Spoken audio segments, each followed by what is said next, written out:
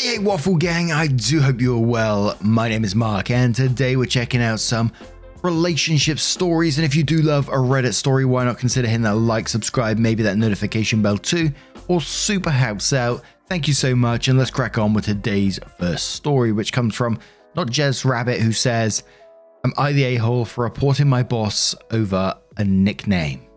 I'm a 31-year-old female and recently started a new job. Well, a few months ago.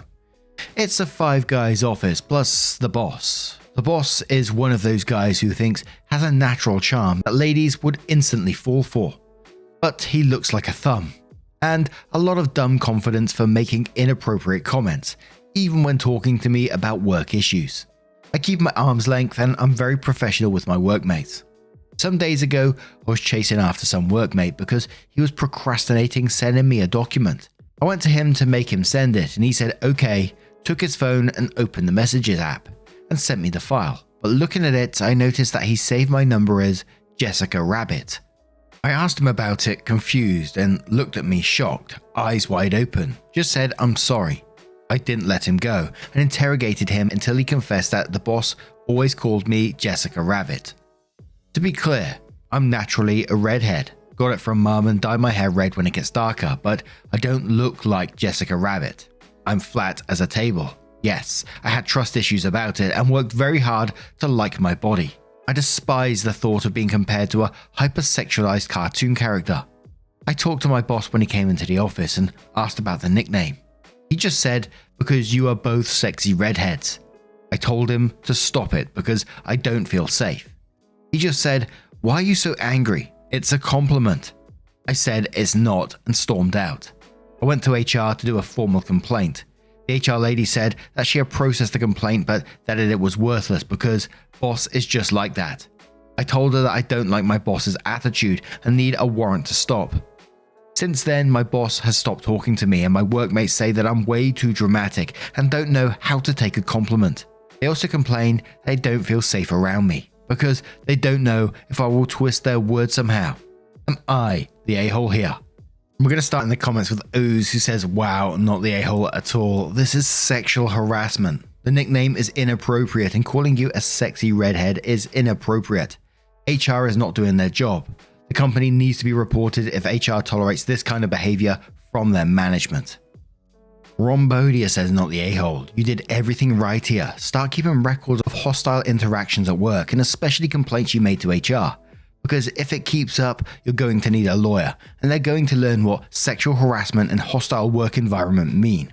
Kirky replies to that and says, make records of everything. Email yourself the date and approximate time that you noticed the nickname of your colleague's phone. Detail the conversation you had in as much detail as you can remember. Like do a I said blah blah, they said blah blah. Make notes on the weather, where in the office you were, if anyone else was in earshot. The more details you have, the more credible your account of things will be. Document the date and approximate time you spoke with your boss and what was said. Again, add all details. Every interaction that has anything to do with this harassment, document. A dirty look, a snide comment, everything. And Bionic Gimpster says, not the a-hole. There are 3 issues here. First, calling you Jessica Rabbit in itself doesn't hit the burden of harassment in most US states. However, the fact that he called you that to the other guys in the office creates a potentially hostile workplace, as he's creating an exclusive boys club with a funny nickname that you weren't aware of prior. Second, the sexy redhead comment instantly clears the hurdle of sexual harassment. In some cases, you need to make him aware that you are offended, and the next offense becomes harassment. Finally, HR minimizing the complaint means they are likely trying to minimize it in your eyes. They have no responsibility to tell you if they have warned him. Personal issues are private, with no need to update the complainant. Or they've done nothing. However, your boss's reaction says he was spoken to and is now retaliating towards you. The question is how much you like the job. You likely have a lawsuit, though no guarantee of winning. Obviously, your colleague, that when you saw it on their phone, knew it was wrong instantly because their first words was I'm sorry. And what was going through your boss's head to think this was a good idea?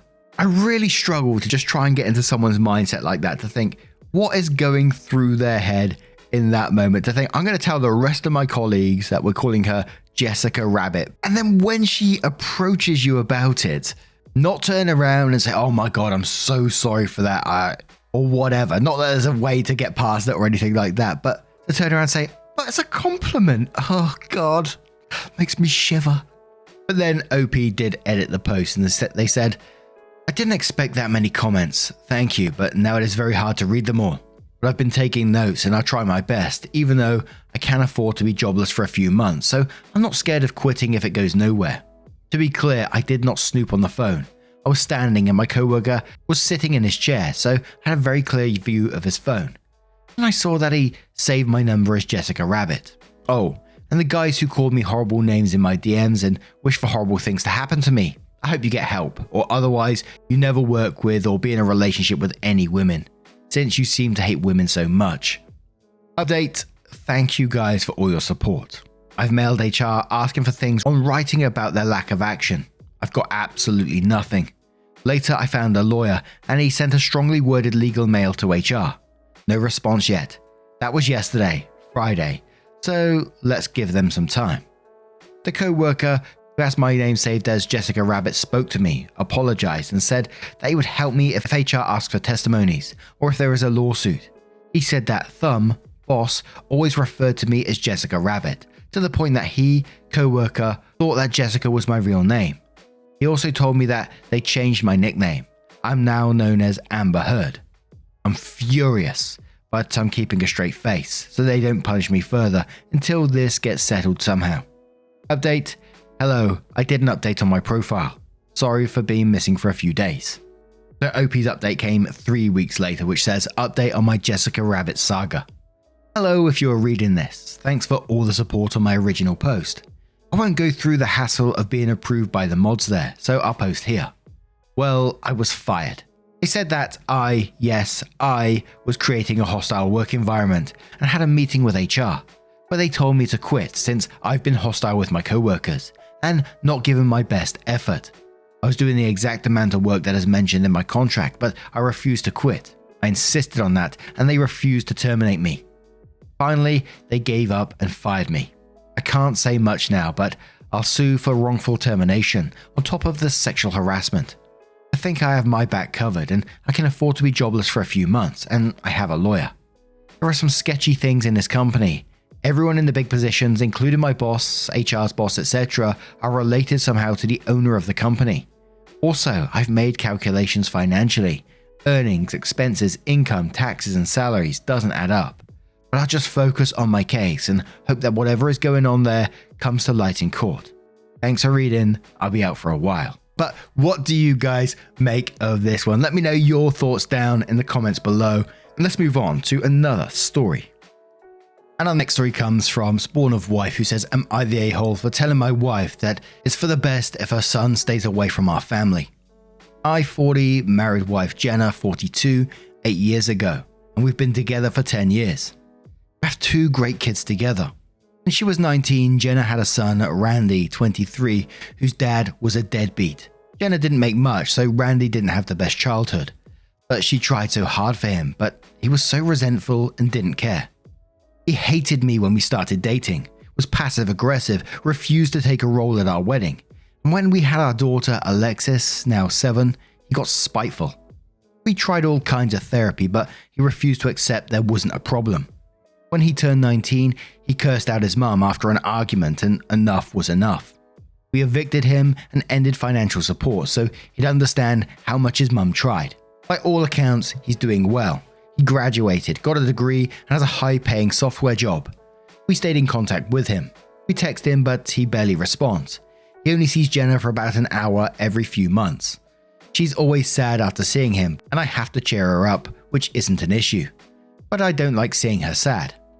We had a big family dinner a week ago, and she invited him in advance to give him time. He never came. She found out from my Instagram 2 days after that Randy blew off the dinner because he took his girlfriend to visit his father's family in Australia and proposed because it turns out she's pregnant. She's been very sad this entire week because of it, and I tried everything to cheer her up, but it's not working. She doesn't even seem to be happy around Alexis or even our baby, and I'm worried because she's never been this depressed before. I tried to talk to her about it and she was just non-responsive, and nothing I was doing made her happy. So I pointed out to her that Randy clearly doesn't care for our family and it's for the best if he stays away. She got very angry with me and called me an a-hole for not trying to understand how she felt and just trying to make her feel better. I want to be clear.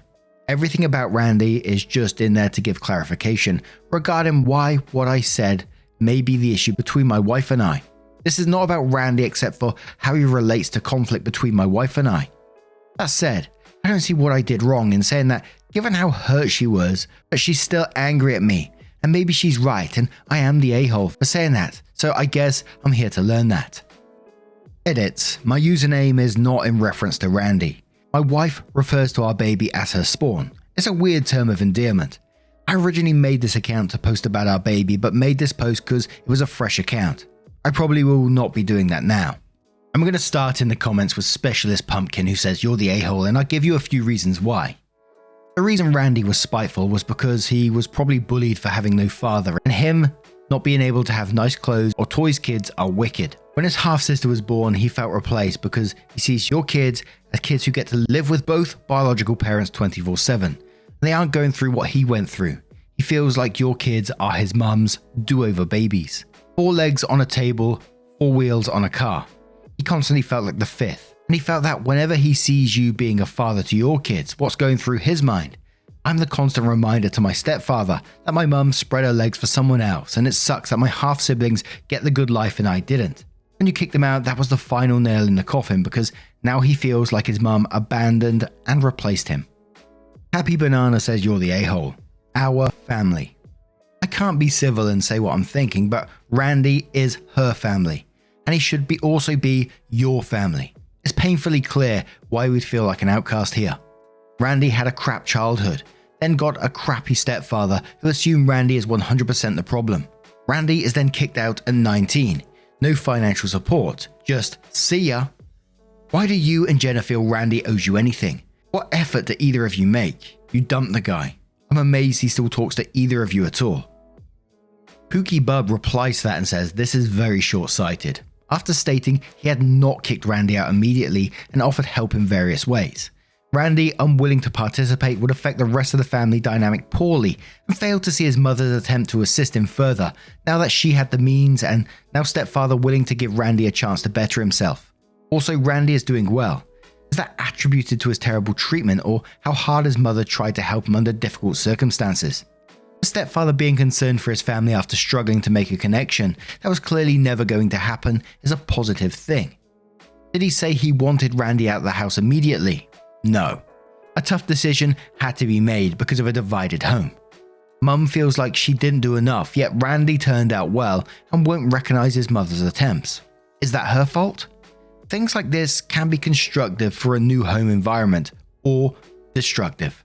47 says you're the a-hole, massive you're the a-hole. This is an absolute cluster F of a situation, and you really are doing your best to spin it your way. You're just as at fault for your crap fest here as anyone else, and if you can't see that, you've got to be intentionally not looking. I think you do know though. I think you're 100% aware of what you're doing even if you don't want to acknowledge it. You're trying to manipulate people in an anonymous Reddit post presumably only to feed and validate your ego.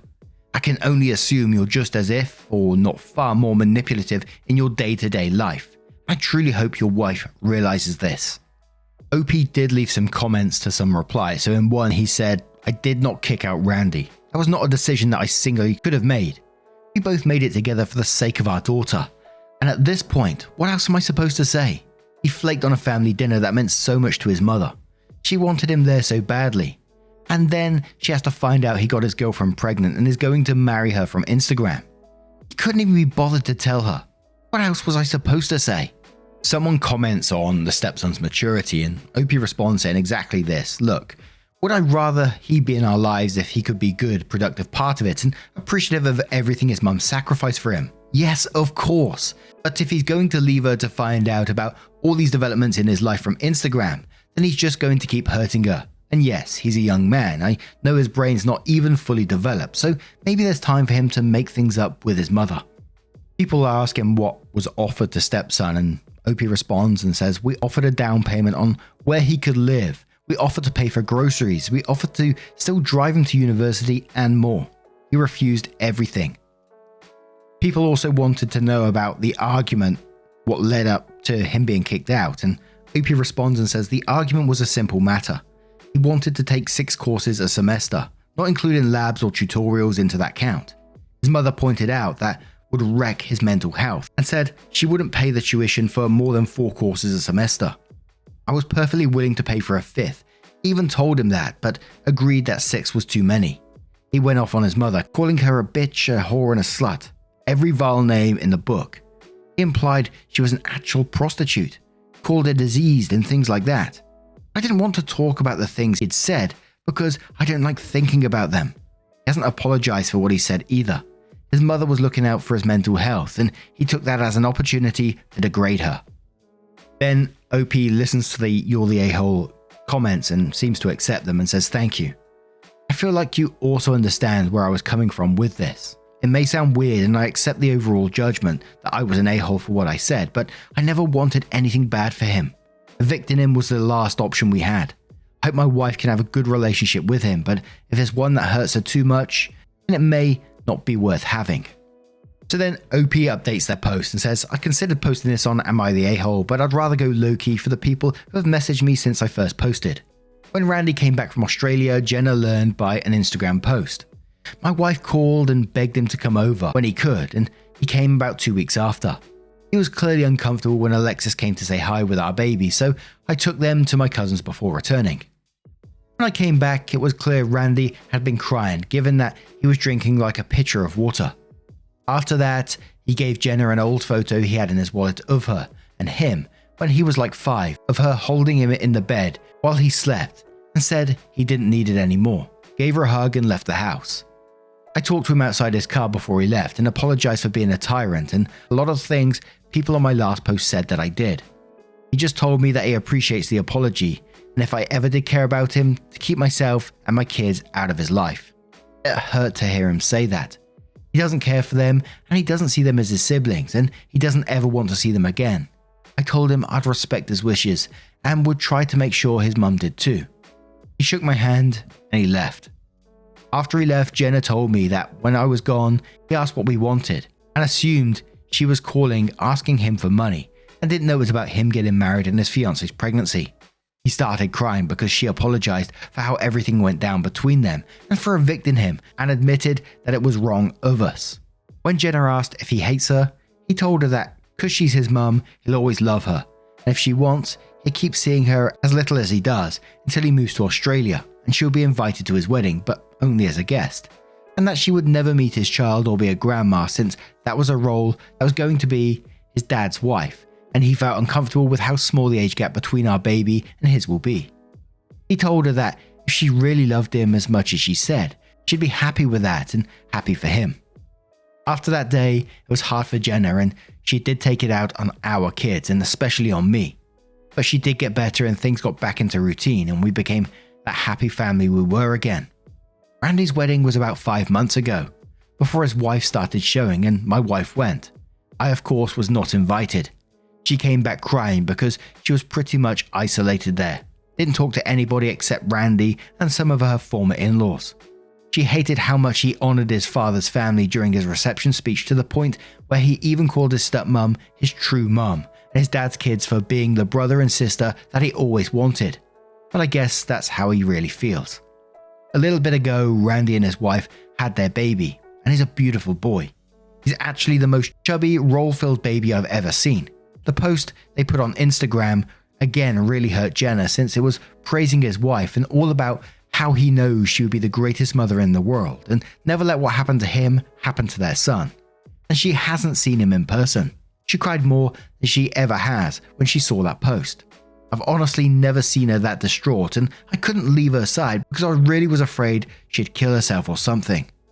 I know she wants nothing more than to be there for Randy and help with his baby, but since then, it has kind of been like our kids, especially our baby, doesn't even exist.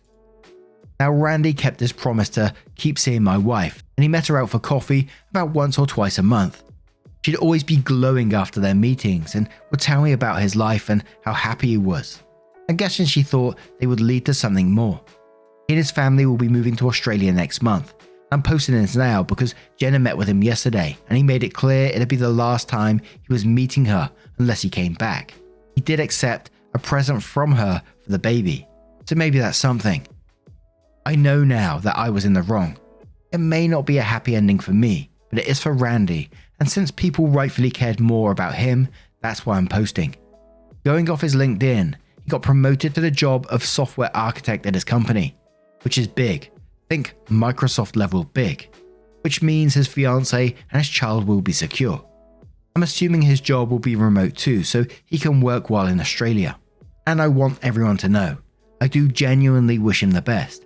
He might not be our family, and that is my fault, but he has his own now, and I'm certain he'll do a better job than I did. And there was a lot of talk in the comments on this one saying there's probably a lot of missing reasons here, and people are suspecting that something went on between Randy and his mother that OP is sort of like either unaware of or is just seriously downplaying. But what do you guys make of this situation? Strange one. Let me know your thoughts down in the comments below. And just a huge thank you from the bottom of my heart for getting involved in today's stories. Your love, your support, your time always means the absolute world to me. So thank you so much for being involved. And hopefully I will see you in the next one. Take care and much love.